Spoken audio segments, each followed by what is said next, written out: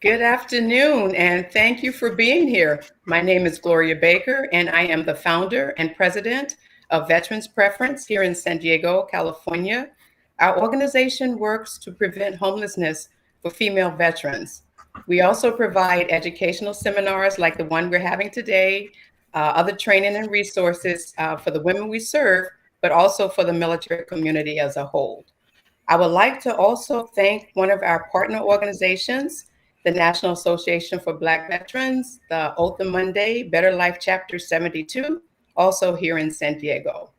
Today, I have two speakers for you, a lot of good information. Please ask as many questions as you can. You will definitely enjoy this event. We're going to start with Mr. Jeffrey Rodriguez from the Social Security Administration, and then followed by Gregory McMullen from Humana. Thank you both, and I will turn it over to Mr. Rodriguez. Thank you. All right. Thank you very much. Appreciate it.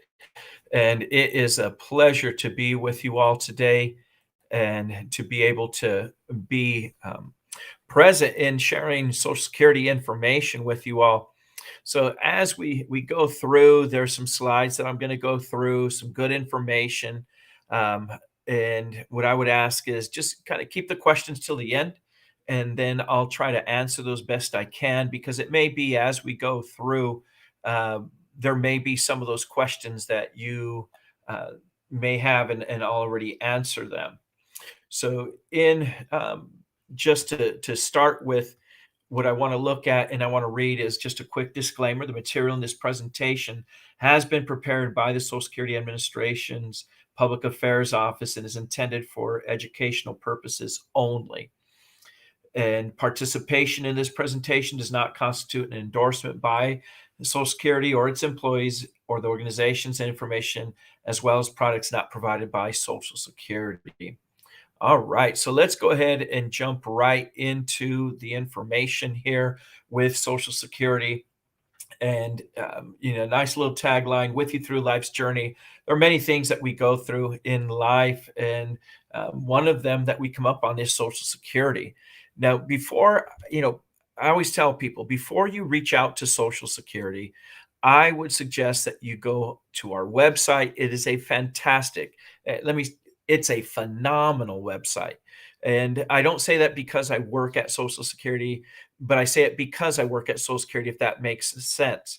And that is that I use our external website probably more than I use our internal, because I'm able to find the questions that I need at the level of information that is required for what I do and sharing information and the advocacy of Social Security. And it's really at your fingertips here, everything you need to know. Now, one of the things that used to happen, we're doing this virtually, and thank you for attending and be with us virtually. But when I used to give these in person, one of the things that would happen, people would come up front afterwards, after the presentation, to ask questions, and they'd often stand in front of me really with no question, but know that they really should be asking a question. And so they'd take the time to come up and probably in hopes of getting a question. And so I know that happens, and I would direct people to our FAQs.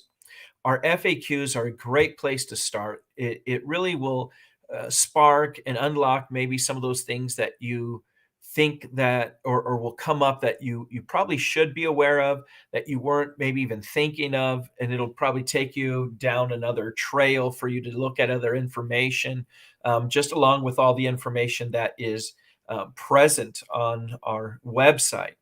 Now, if you click on the retirement button there or square, it's going to take you into the retirement page. And what I really like about what we did here, I was part of a national work team. A few of us public affairs specialists were selected to provide information and help design our retirement page. And we came up with this area here where you see the learn, apply, and the manage. Those three areas are really what you're going to be doing with Social Security. You're either learning, meaning prior to receiving benefits, and you're taking a look at what is it that I need to know, what information, and you have all these links there of just great information for you to know. The middle area is when you're talking about applying. I'm ready to apply. I know I want to apply. That's that section there. And then the final is managing what we call post entitlement. You've already received your benefits, or you're receiving your benefits. And now, what things do I need to know as I'm receiving them? So you have these three areas, and that's the general three areas when you're looking at retirement. So just great information that you should be aware of. The other is the My Social Security account. I really, really encourage everybody and plead with you all. Please create your My Social Security account. This is where you have access to your information. This is those things that you really want to know, that you need to know in regards to your benefits, whether you're looking at coming up on receiving them and you need to know the information, or you're already receiving, both areas, prior and after. Great information. And if you remember, we used to send out these statements to you all. Well, we stopped doing that. We stopped mailing those out. We're saving over $10 million a year by not mailing those out, which gives us funds to put back into development, into our online services and different things of this nature, such as the online statement under the My Social Security account, different things that you need to access. It's all in a dynamic fashion there, rather than static on what you see when you used to receive the paper. It was already information provided there. And once you get that, it's already, I don't want to say it's outdated, but it's already done. There's nothing you can do with it. But if you go through the My Social Security account, now you have these different links that can take you to different calculators, estimators. You can pull up your benefit statement. You can look at all these different things that are available, as well as the earnings record, which is so important as well. Just great information at your fingertips. So when we take a look at benefits and consider what a person is going to be eligible to, one of the questions is, how do I know I'm eligible? Well, it's required that you have 40 credits, which is the second bullet point there. How do you qualify? By having those 40 credits. If you go to your statement, and on your statement is not, you'll see either one of two things. You're going to see a dollar amount that you're estimated for. If not, then the statement's going to tell you, in order to be eligible to a Social Security benefit, it's required that you have 40 credits, and you currently have, and then it'll tell you how many you have. If you don't have sufficient, you know that by taking a look, or by information here, you can only receive 4 credits maximum per year. It's currently, this year, for every $1,470 that you're earning and paying into Social Security, and you're paying that tax on those earnings, then you receive 1 credit. So maximum 4 credits after $5,880 this year, 2021, then you would hit your 4 maximum credits. So if you had, let's say you looked up your statement, it said 30 credits. Well, you're 10 credits shy. So now you're going to have to work for another 3 years, plus or minus, to be eligible. But you can do the math. Most people are going to be eligible, have hit their 40 credits. They'll see a dollar amount on their estimate. So we can kind of move to the next section. How do you know how much benefits, and how do we determine? There's a few steps, and the most important on this that I want to highlight with the time that I have is that we're looking at 35 years worth of earnings to complete a complete or full benefit. If you're trying to maximize, we're looking at the highest 35 years. It's not sequential. It's not your past 35. It's the highest 35 that you've paid into Social Security. After we index them and other things we do, we create an average. Then that average, and in this example of 6250, we then push it through 3 what we call bend points, BEND, bend points, or categories, if you want to call them. The first is the anti-poverty portion there, which is the first portion. You get 90% back, but the bulk of what you've paid into Social Security, you're going to get 32%. The remaining top portion, you get 15%. So we've kind of have pushed into this band, if you will. And really, FDR used to call it a 3-legged stool. So you're getting that 1/3, and then you're going to be responsible for roughly about 2/3 of what you need in retirement. So Social Security was never intended to be your sole source. The other areas were retirement and savings. And so as we focus in on the Social Security side, we know that, what you receive is not going to cover everything, but you can expect it to cover, and some have said up to roughly about maximum 40% of your needs. So you have to plan for the other portion. That's all about planning, right? Planning for retirement. But once you get that final number here, that's what we call your PIA, or primary insured amount. And that's your full retirement age amount. That's what you would see on your benefit when it says at full retirement age, you're going to be estimated to receive X amount. Let's say it is this 2534. Now you have some, you have to make a decision how you want to take that. So let me talk about what those decisions are. First is you have the earliest point at which you can receive a benefit is 62, age 62. At that point, two things are going to impact you. And the first is already listed there. You're going to have permanent reduction of benefits. The reduction of benefits is based off of your full retirement age. So if you take benefits prior to full retirement age, then you're going to have this permanent reduction. Now, if you look at, let's say, the year of birth, if you take a look at the left, and then you go to the middle column, that is your full retirement age. So we're looking from 66, adding a couple months in between, going up to age 67, anyone born 1960 or later. The last column tells you how much in regards to reduction you would have at age 62. But most people aren't going to take it right at 62. So let me share a better number with you, and that's 0.5%. So for each month early that you take your benefit, you would be reduced about 0.5%. So in that sense, when you take a look at your benefits, you say, okay, if I take it 30 months early, well, 0.5% per each month, about 15% reduction. You know what your primary insured amount or your full retirement age amount is off of that estimate on the My Social Security account. And you can use the calculators there and estimators, or you can just ballpark and say, okay, I'm going to have this 15% reduction. I get $2,000. So I know right away, okay, $300 is going to be reduced off. That's a permanent reduction. That's the key thing that I just want you to know, that in this reduction, if you take it prior to full retirement age, it's permanent. And I said there was two things. So the other part of this, if you take it prior to full retirement age, or FRA, as you see there, there is an earnings limit, 18,960 prior to your full retirement age. And what are we counting? Gross wages, so W-2, and net earnings from self-employment. Any other type of income we're not concerned with and does not affect you. So capital gains, interest, pensions, annuities, all of those don't affect. The only thing that affects is gross wages, W-2, and net earnings from self-employment. So when we look at that maximum or that annual limit, anything above that, you're going to be penalized, meaning we're going to withhold some of those benefits. So it doesn't make it a truly a wise decision to start if you're going to be above that limit. So you're looking to wait until you fall below that limit.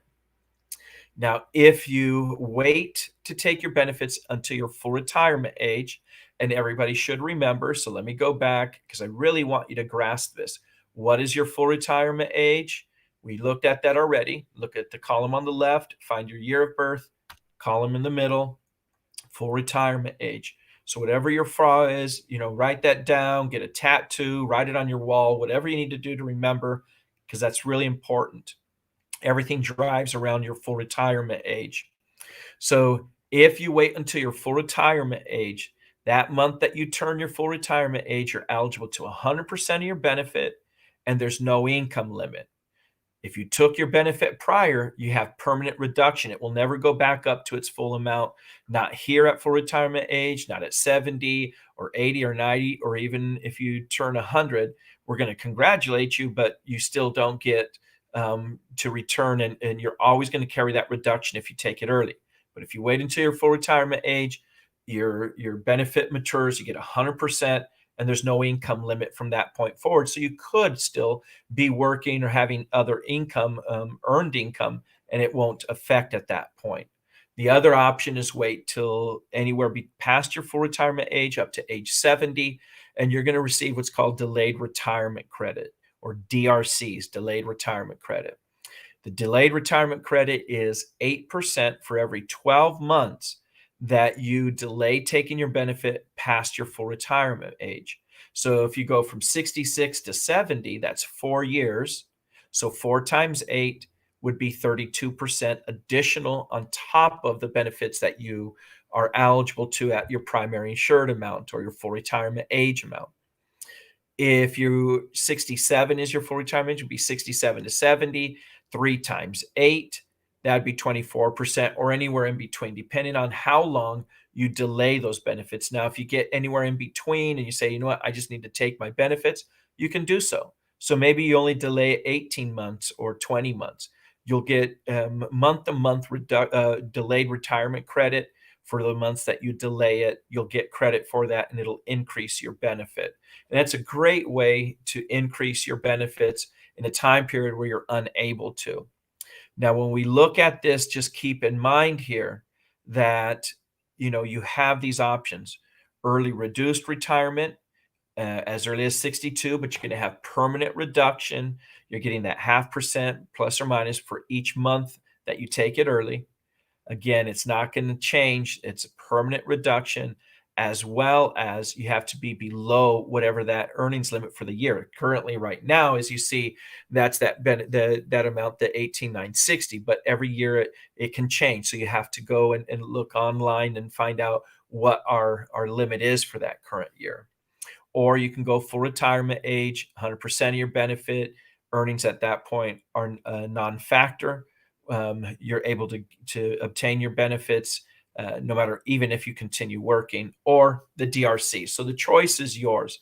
And oftentimes what people will ask me is, what's the best age, Jeffrey, to start your benefits? There is no perfect age. The perfect age is whatever it is for you. So you have to look at your factors, your situation. What do you need Social Security for? What are you trying to do with it?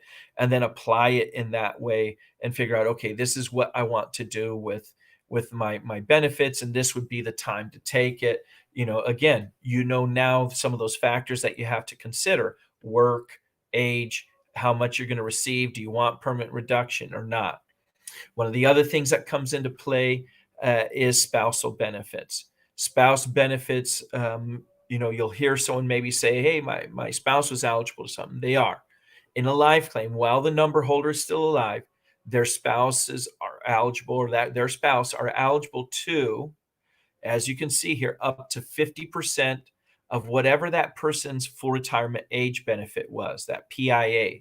So let's say it's $2,000. They're eligible to 50%, $1,000. But the catch here is that spouse has to take anything that they're eligible to on their own record. So before getting off of the number holder, that $1,000, they have to look at their own. And if their own benefit at full retirement age is above that $1,000, or whatever that 50% mark is, then there's nothing for them to obtain in a life claim. Now, in a death claim, it changes from 50% over to the 100%. Now, at that point, now the individual is eligible to the full benefit that their spouse was receiving at the time of their death. But keep in mind, if they were receiving, let's say the spouse was receiving 1,500, the number holder was receiving 2,000. So together, there's $3,500 from Social Security to the couple. But the primary wage earner, or the higher benefit earner, passes away, predeceases the other. They go from 1,500 to that 2,000. But what happens? The 1,500 goes away. And so when you're planning, you really have to take that into consideration, that part of the Social Security benefit in that situation, once one of the spouses predeceases, is going to go away. Yes, you keep the higher benefit amount, but the lower goes away. And that's really important to plan for that and understand how that affects and what needs to happen there. Now, divorced spouses are also eligible as long as they were married for over 10 years and they remain unmarried. In a life claim, they would still be eligible to receive benefits on that. It doesn't affect a current spouse. Now, I'm going to jump ahead because I'm not going to touch on Medicare benefits, but what I want to do is go over to how you apply for benefits. Once you're ready to apply for benefits, you have 3 options: online, calling our 1-800 number and setting up an appointment to take a claim over the phone, or going into an office. But as you can see there, I've lined out at our office, and that is because currently, due to COVID, We're trying to keep the community and the public safe, not only just our employees, but the public. So we have limited to those that come into the office have to do that by a pre-approved appointment for a critical need. Outside of that, then we have online services. And so we tell individuals, please, go online, take care of. There's many things you can do online. A lot of great online services have been enhanced, or you can call your local office. If you need to call your local office, you can just call their general information line. You have the numbers there. But I'm going to back up and say this, that in order to file a claim for the retirement claim, it's probably only going to take you about 15 minutes online. So I jokingly say better than Geico, less than 15 minutes, and you're going to receive money from us. So but you can always call the general information line if you have questions. Rather than calling the 1-800 number, this is now the way that you connect with us instead of walking into an office, since that is limited to appointments for critical needs. You can call your local office. If you're unsure of what your local office is, or maybe it wasn't one of these, then you can go to our website, scroll all the way down to the bottom, click on Contact Us, then go over to the next page, go all the way down, look for the office locator, click on that icon. It'll bring you up on the third step, which is enter your zip code, click on Locate, and it'll populate with the office information, the address, it's the fax number if you need to send in a document, the general information phone line. All of that will be available to you right there. So great information if you need to contact us, and if you're looking for certain information. Now, I want to stop there before we jump and kind of shift gears, and before Greg comes on and starts to share in regards to a different direction. Wanted to go ahead and take, if there were any questions at this point, then I can take them just in case we don't have time at the end. If there are any specific to the Social Security retirement, those things that I had shared with you all. And I do see one question that I'm going to answer, which is that SSI question.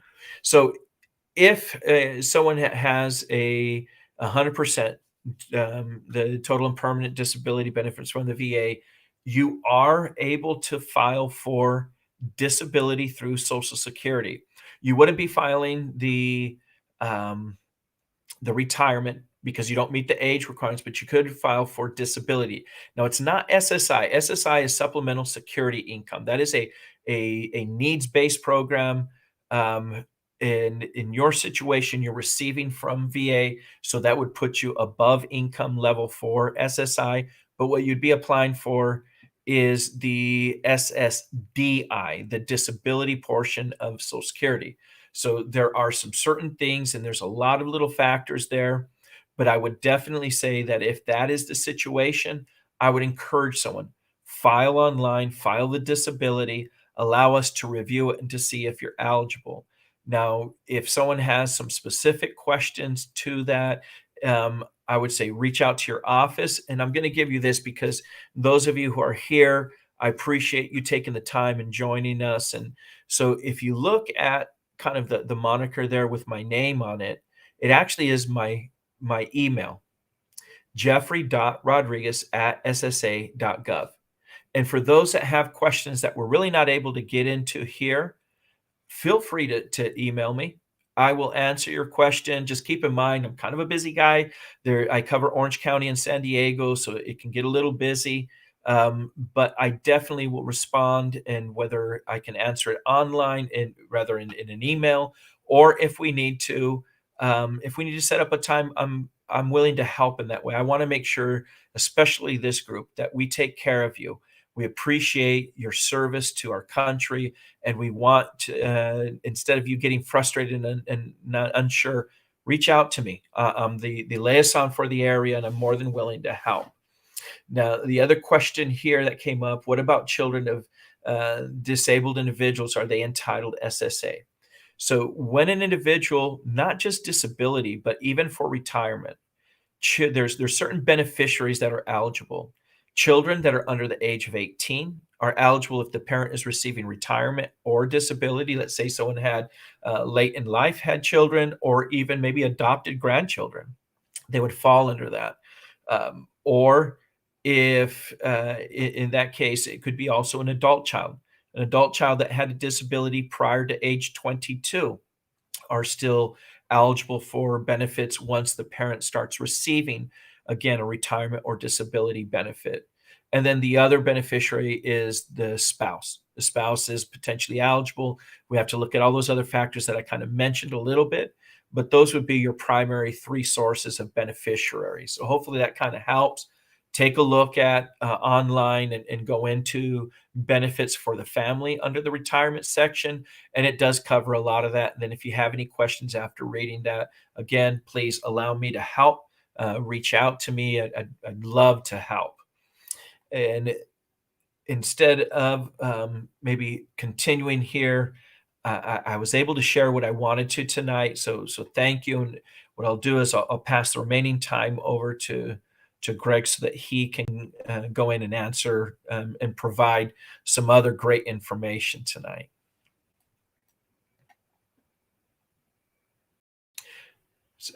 And I don't hear you, Gloria. I'm sorry. I had unmuted myself. There we go. Thank you. Thank you, Jeffrey. Greg, are you ready? Thank you. Thanks.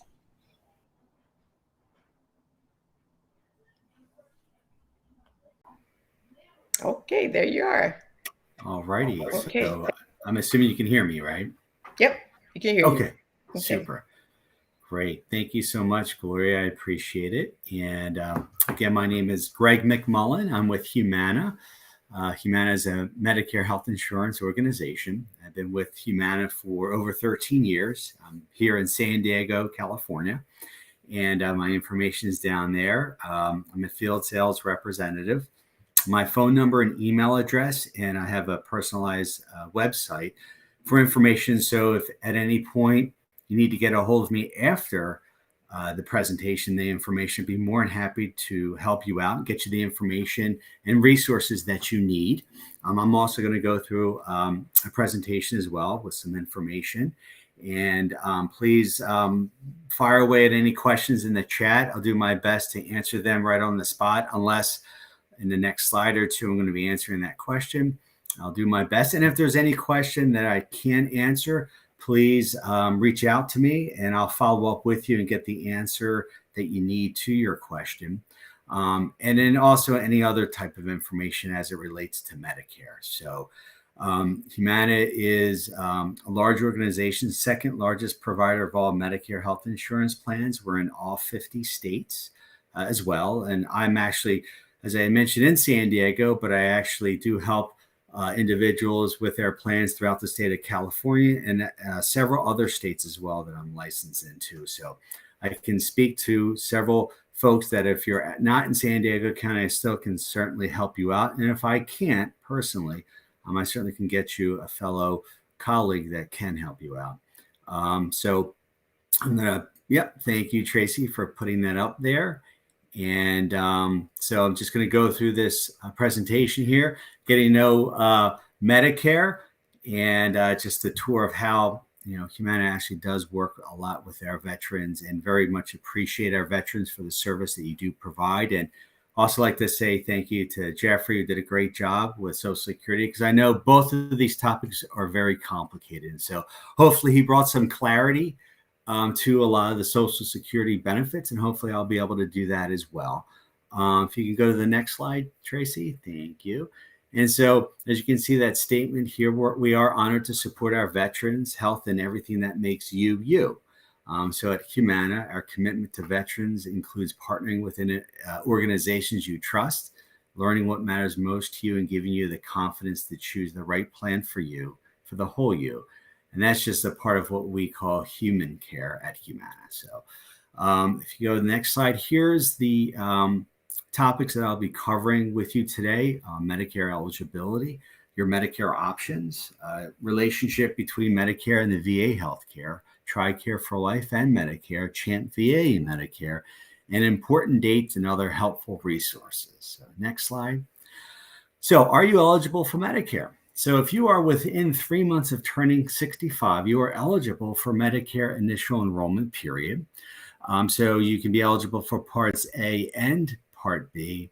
And so Part A and Part B, I'll go into details about that in a moment, but you can still, as you're turning 65 and you're still working, you can still be eligible for Medicare Parts A and B, or you can, if you are disabled or have end-stage renal disease, and you're under 65, you can also potentially qualify for Medicare as well. Next slide. Thank you. And then here are this is what I call the alphabet soup of Medicare. So you have Part A, B, C, and D. So Part A and B, that represents what we call original Medicare. And then Part C is Medicare Advantage. And then Part D describes prescription drug coverage. Okay, next slide. So Medicare Parts A and B.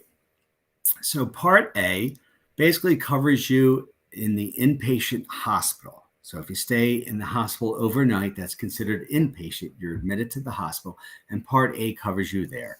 The other benefit categories that Medicare covers is skilled nursing facility, hospice care, and home health care. Medicare Part B is called medical. So Part A they call hospital. Medical is Part B is called medical, and that basically covers you for what we call outpatient services. So what categories, and most of the Medicare services are covered under Part B. And those types of services are outpatient hospital, which is basically, that means if you're in and out of the hospital the same day, that's considered outpatient. So Part B would cover you there. Emergency room is covered under B. Ambulance, doctor visits, labs, radiology services, chemotherapy medications, and physical therapy, various types of other outpatient services are covered under Part B. Now, VA healthcare covers care at the VA facilities and for some VA contracted providers. Okay, so if you have VA healthcare and Medicare, they don't actually overlap with one another. They're kind of separate. They're kind of next to each other, but they don't overlap. So you can go to the VA healthcare and you're covered through your VA benefits, depending on what level of benefit you qualify for. And then if you go to a non-VA provider, then Medicare would cover you for that. Okay. And it's important to enroll into Part B when you're first eligible, because if you don't, then you can actually be penalized if you try to get Part B later on. And also, if you do get Part B and you cancel it, then there's a certain enrollment period designated during the early part of the year to get that reinstated. But then you can also be hit with a penalty, which I'll explain in a little bit. Next slide, thank you. MA, which is Medicare Advantage, and VA. The reason for both is that, again, your VA healthcare benefits are separate and run alongside of your Medicare Advantage coverage. So it's nice to have more coverage and care options. So if you wanted to go outside of the VA to a non-contracted VA doctor, then your Medicare Advantage plan can give you a little bit more coverage than just the original Medicare. Medicare Advantage Part C and VA healthcare. I just got a little question here that popped up. If you're 100% disabled and covered by VA, is there a reason to still sign up for Medicare? Well, it depends on your level of coverage at the VA and where you live. So if your VA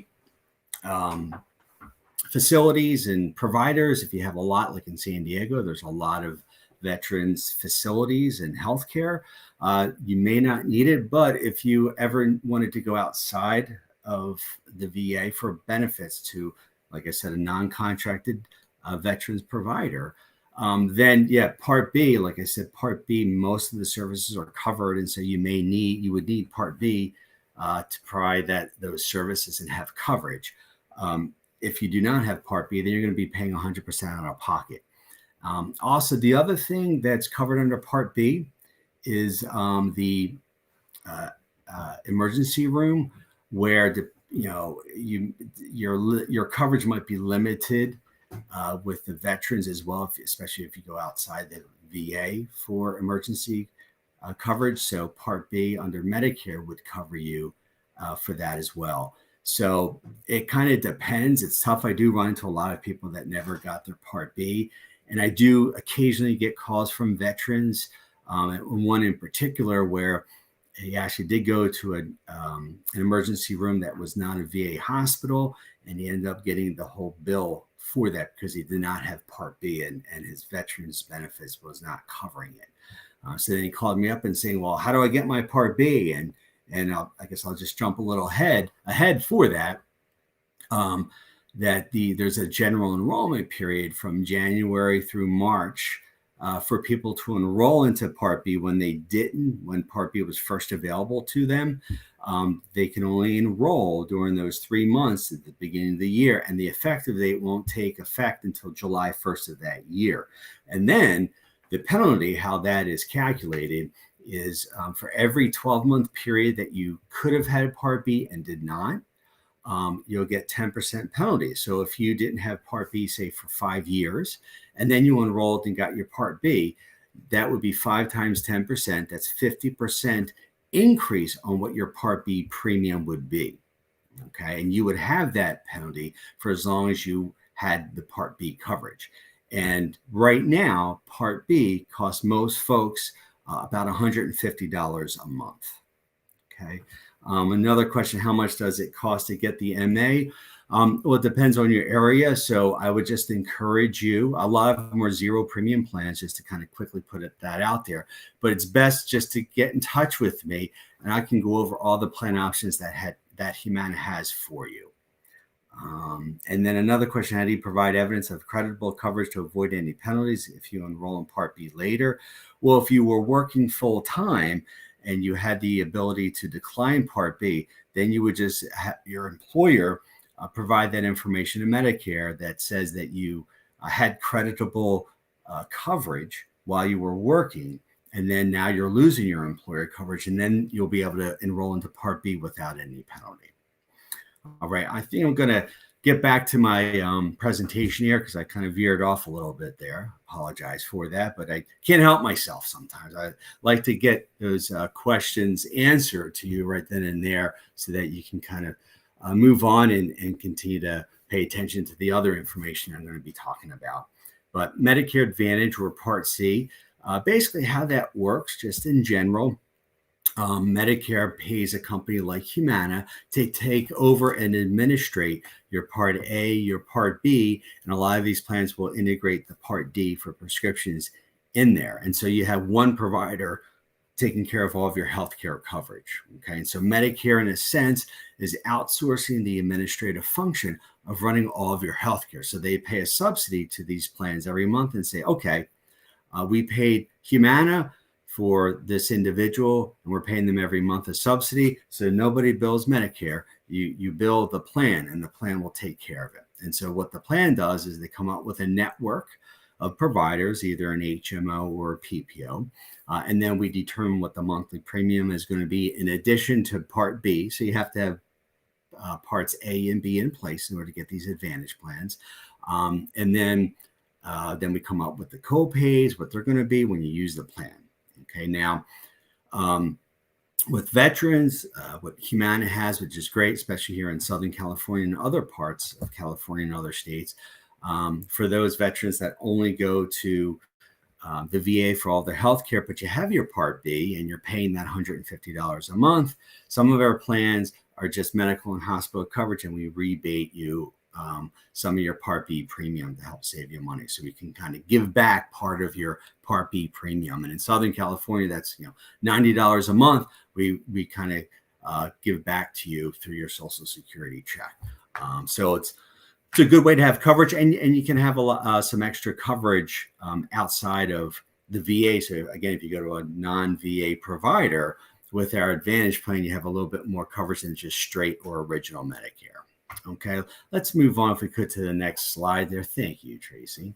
And also for those that have veterans benefits, whether you have just Part A or Part B or A and B, you do have creditable drug coverage through the VA, so you don't have to have outside drug coverage, but you can if for some reason some of your medications aren't covered at the VA. And I've spoken with other veterans that have that situation. So you may want to get either a standalone drug plan, which Humana provides, or you can get a Medicare Advantage plan with prescription drug coverage to have maybe a little bit better coverage for certain medications that maybe you're not being able to get filled at the VA. Next slide, please.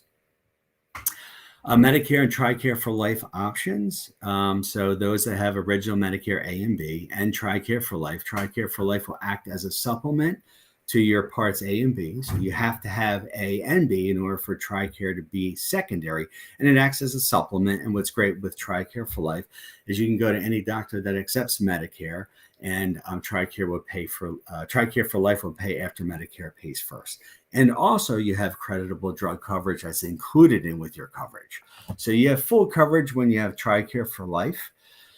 Now, veterans that have VA healthcare and Tricare for Life, you just want to be careful when you go to the VA facilities that if you go there for a non-service connected condition, the VA cannot bill Medicare, so Tricare will pay up to 20% of the Tricare allowable charge. So just be careful if you have Medicare and Tricare for Life, that if you try to go to the VA, it might not be fully covered, but you will if you go to a non-VA provider. Now, some veterans that have Medicare and Tricare for Life look at our Medicare Advantage plans. And the reason why they do that is they might want to get some of the supplemental benefits that come with their Advantage plans, such as vision, dental, hearing aid. We have like a fitness program called Silver Sneakers. Some of our plans have transportation to the doctor in non-emergency situations. We have an over-the-counter health and wellness allowance, maybe $60 or $75 a quarter that you have access to. Lots of benefits, and some of our plans, at least in San Diego, has a little bit of home health care for long-term care benefit as well, where we have personal care coverage in your home if that's needed. So lots of other benefits that maybe you're not getting from original Medicare or Tricare for Life, that if you get into our Advantage plan for those supplemental benefits, then you can have access to it. Now, if you were to contemplate doing that, that you would have to work within the network that our plan has. So in San Diego, you'd have to work within our HMO network. And then there's no coordination of billing with Tricare. So with our Advantage plan, there are co-pays for certain benefits that would have to then be billed to Tricare for Life to get reimbursed for it. When you have original Medicare and Tricare for Life, there's coordination of the billing. If you get into our Advantage plan, Humana then takes over the original Medicare Parts A and B and have the drug coverage in there. And therefore, the bill comes to us, we pay our share. The copay then has to be submitted. You would have to submit it to Tricare for Life to get a reimbursement for those copays. Next slide, please. Medicare and CHAMP VA options. I do have members that have Medicare and CHAMP VA, and it kind of makes a little bit of sense depending on the situation to maybe have our Advantage plan if you're in this scenario.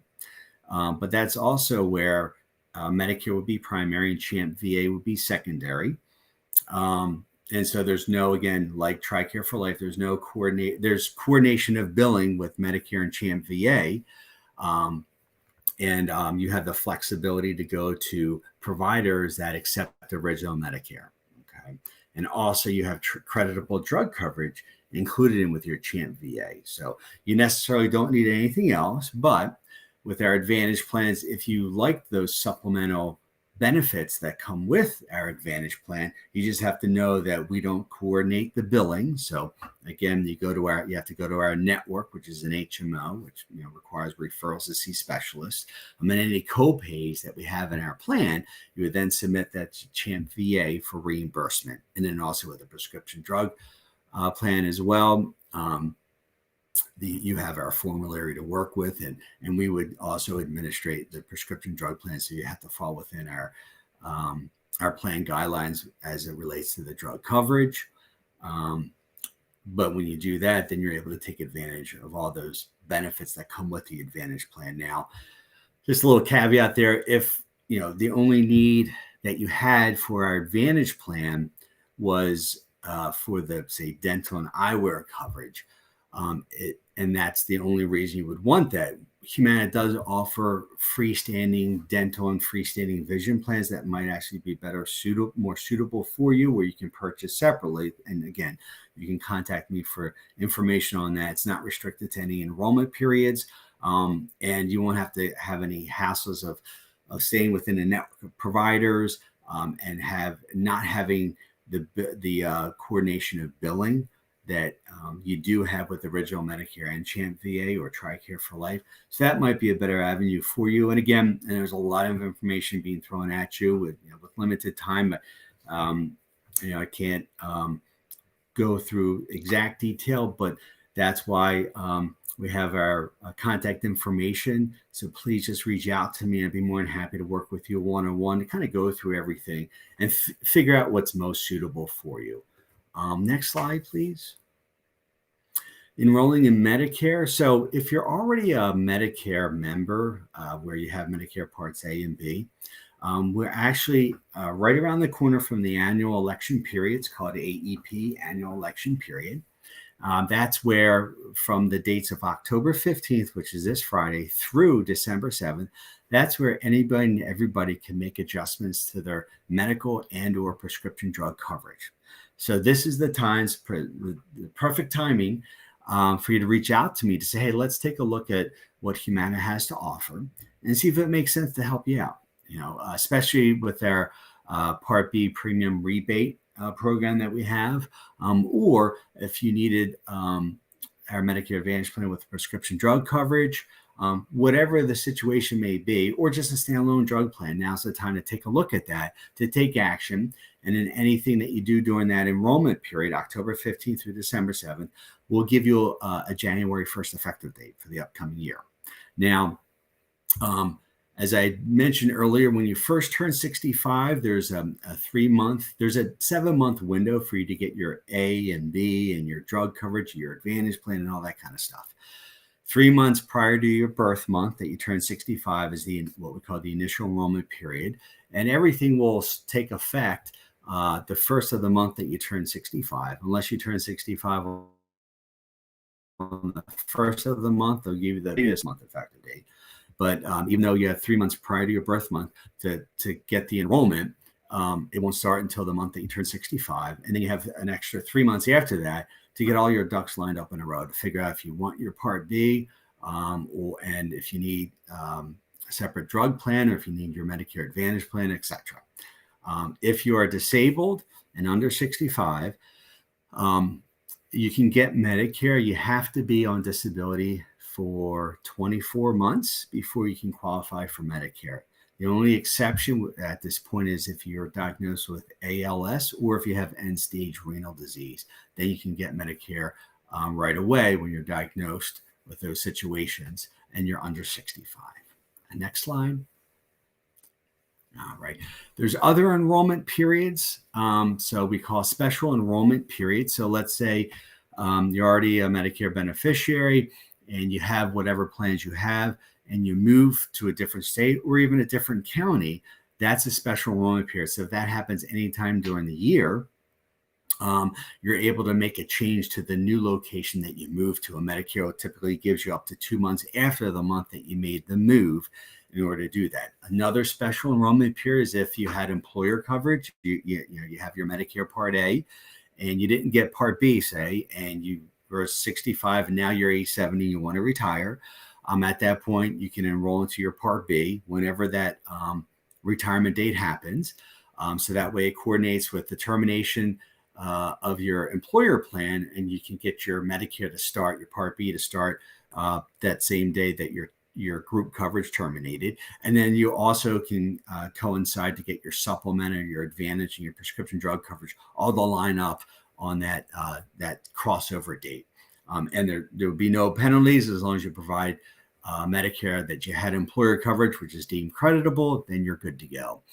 There's a few other exceptions too, like if you qualify for low-income subsidy, which is the extra help towards medications, you can have a special enrollment period that can happen anytime during the year.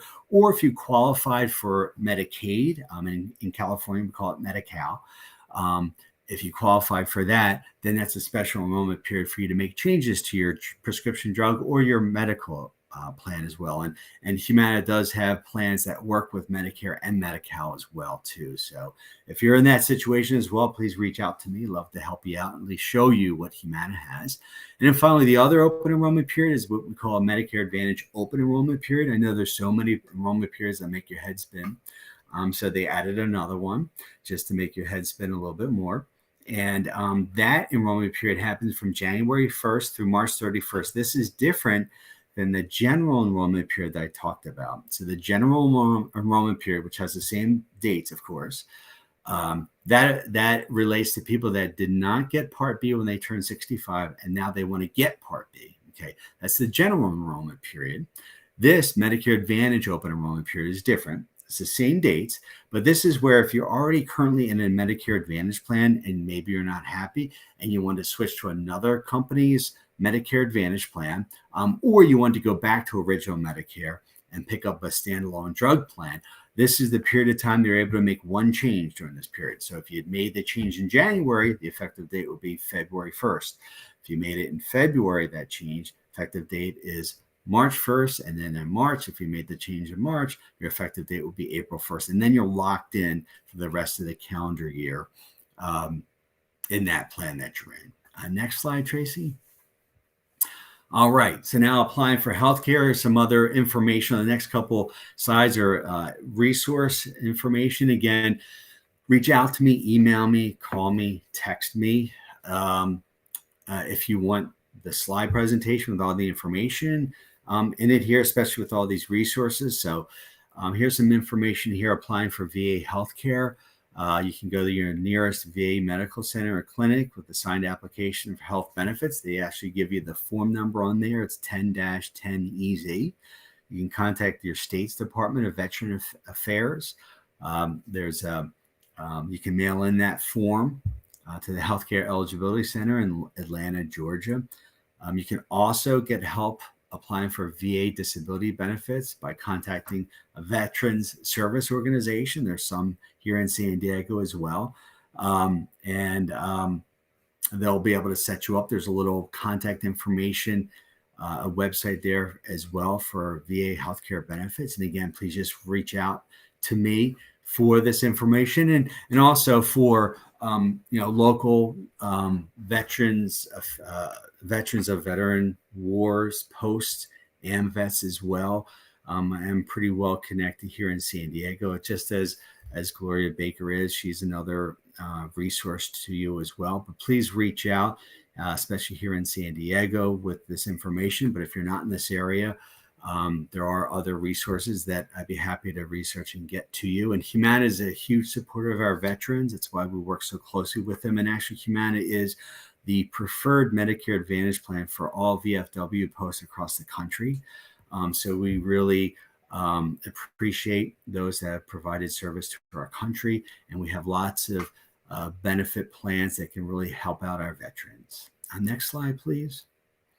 Other resources too, some other sites for the VFW, AMVETS, and also the DAV for transportation to the VA as well. It's another great source, Tricare as well. And just in case if you didn't know, Humana actually administrates Tricare for Life for the eastern region of the country. And then Tricare for Life is administered in the West by HealthNet, another health insurance company. So that just shows you how integrated Humana is in working with our veterans. Next slide, please. And a few other resources too. You can always go to Medicare.gov or the State Health Insurance Program is another great resource. ShipTACenter.org as well. And then the National Association of County Veteran Service Officers. That website's another good resource probably to help locate your local veteran service officers as well. So a lot of great information. And again, please reach out to me for that information. I'd be happy to forward any of this information and resources to you. Next slide. So just want to thank you for attending. And again, for those that provided questions, I think there was just one other question that I did not answer when I got off track a little bit. So I'll answer that. But if there's any other questions that you have, the one question is, my spouse has parts A and B and Tricare for life. How can she get coverage for vision and hearing aids? So as I mentioned, Humana does have standalone vision plans. You can do that. Hearing aids, you would have to get coverage through one of our Medicare Advantage plans if that was suitable for you. And so again, that's something that we can talk offline, get further details on it to see if that makes the most sense for you. Because with our Medicare Advantage plans, that's where you get a little bit of everything with that. And unfortunately, hearing aids aren't covered by Medicare. And the VA, I think, is slim pickings with that as well. It depends with the VA on whether or not they'll cover it, or there's certain levels of hearing aids that they do cover. With Humana in our Advantage plans, we have that coverage in there. Depending on which county you're in, we do provide that and some good coverage with that. We don't have a freestanding hearing aid plan. We do for dental and vision, but not for hearing aids. Any other questions? If I missed any questions, please, if you can repost that or shoot that again to me. I don't see anything else coming in here. So if that's it, again, Greg McMullen with Humana. My number 858-922-0195, or my email is gmcmullen@humana.com. And my personalized site is humana.com/G McMullen. It's GMCMULLEN. So please reach out to me with any additional questions, information. Again, now's the enrollment period where you can take a look at your options for next year, and just ask me other questions too if you're not so sure. And there's a lot of information here. I couldn't go into a ton of detail with specific plans that would be more suitable for one-on-one meet. We can meet face-to-face if you're in San Diego, or we can meet if you're not over the phone or through a WebEx or a Zoom meeting. I can certainly be happy to help you out with that as well too. Thank you, sir. Thank you, Greg, very much for that information. I want to thank Jeffrey also. He had to drop off. Like he told us, he's a very busy person. So he actually has another event that he's attending actually here in a few minutes.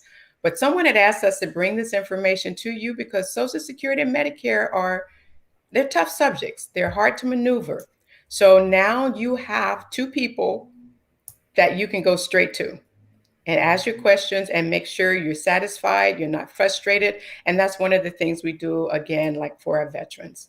So please reach out to Greg. Greg, did you have? There's another question. Can you post your contact info, please? So I guess, would you be able to put that back on the screen, Tracy? Good. Okay.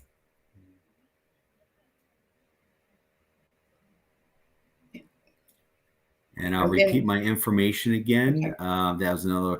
I'll just spell it out again. The phone number is 858-922-0195. And my email address is gmcmullen, which is G, M as in Mary, C, M as in Mary, ULLEN as in Nancy, @humana.com. And Humana is HU, M as in Mary, A, N as in Nancy, A, and then .com. So please reach out to me, text, email, phone call, anything will be helpful, especially if you want to respond to me. I work a lot with email as well, and text, or if you're more comfortable with the phone, or like I said, if you're local, face-to-face is fine with me too. So thank you. Appreciate it. So again, thank everyone for coming. Again, follow up with Greg, follow up with Jeffrey. And again, now you have your personal contacts. And one other thing too, I'd just like to put out there for those that attended, if you know of other veterans or people that are Medicare beneficiaries, have questions about them, they weren't able to attend, please pass my information along to them. I'd be more than happy to help them as well. They don't have to be in San Diego. I talk to people all day about Medicare and how it integrates with the veterans benefits, because a lot of people are concerned. They think it overlaps, and it doesn't. So please, and if you're part of a VFW post locally in San Diego, and they would like me to stop by and provide this kind of information, presentation, what have you, I'd be more than happy to do that as well. I do presentations all the time, and I try to do my best to bring clarity to the subject. Hopefully, I did that. If I did not, then I apologize.